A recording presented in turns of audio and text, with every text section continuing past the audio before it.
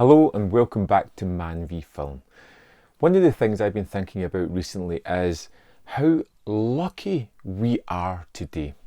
Now, I just picked up some Blue Underground releases of Zombie Flesh Eaters, House by the Cemetery, Maniac, The New York Ripper.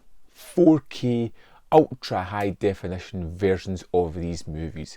And it was having these in my hands that made me think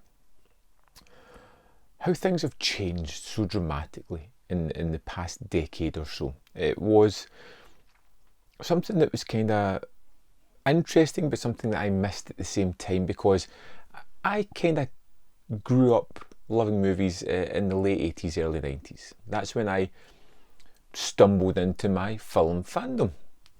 And for me, back then, you had no IMDb. You had no other contacts. It was friends, family members, video shops. You had to work to discover titles, and there was a certain enjoyment in discovering something that just spoke to you as a film fan. Going into the video shop, managing to find a copy of something that should have been banned and removed but was kept there for familiar customers, and going home, throwing it on and just being wowed. Reading into magazines and finding hints and titles of movies that you could spend years trying to find, going to markets and stumbling across bootleg videos and various things. It was an exciting time. It wasn't a time where everything seems almost a little bit too easy now. I had to work to get certain titles. I had to wait years before I even stumbled across something that I had been looking for the longest while.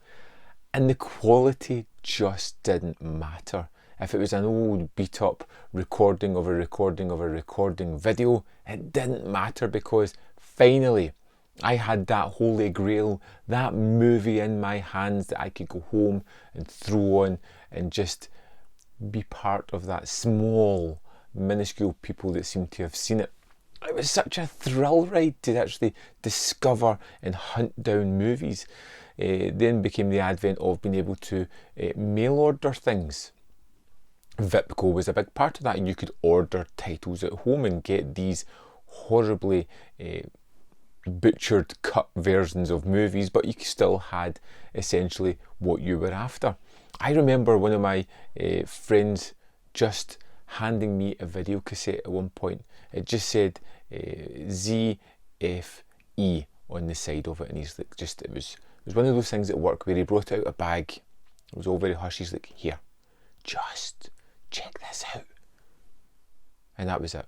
I went home, threw it on, and discovered the magic of Zombie Flesh Eaters. It was such a wonderful moment. And then we had that connection after that, where we kind of talked about Italian titles and weird movies we'd never heard of, and ones that we scored from other friends or markets, and we could exchange, trade and swap things out.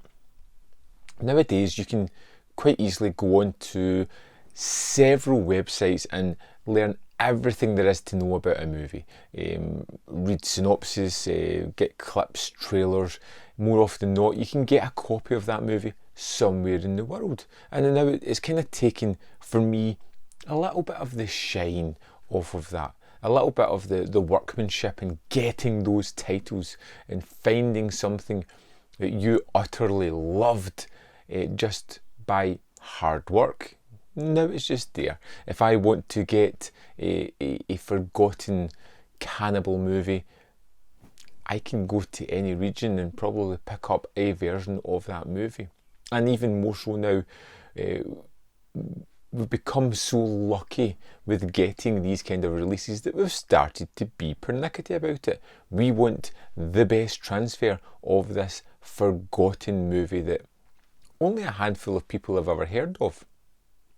So we're both in a great camp of being able to get almost everything we want. But getting everything we want sometimes just takes a little bit of fun out of the hunt. And that's something that I really kind of miss But I understand how fortunate we are in the same time. And seeing lots of these Argento movies coming out in 4K, the Fulci movies, like I said, that I got in 4K, it's just ridiculous. It's the kind of movies that you feel you should be watching on a really poor video on a tube TV, feeling as if you're watching something you shouldn't be allowed to watch. Now you can just buy it. It's simple as that. You know, the thrill of the hunt, of finding things, of tracking down something has gone, and it's been replaced with an ever-increasing readiness to have better and better versions of these movies. And I don't know what I prefer. I love being able to buy these titles in 4K. At the same time, it feels as if they become a little bit more mainstream, as if they become a little bit more known and notorious, I suppose, and easy to get a hold of. So what I want to know is people of my age, which there seems to be a few here, who grew up in the 80s, 90s, who loved movies and had to hunt for them. What was the biggest discovery you made? What was that one movie you put on that just kind of made you go wide-eyed with excitement and disbelief and talking to everybody about this movie you discovered? I'd love to know, is there anything from that time that you still haven't been able to get your hands on? Let me know in the comment box your thoughts on the ease of which to get everything nowadays. I'm really looking forward to reading your comments, and I'll see you next time on Man v Film.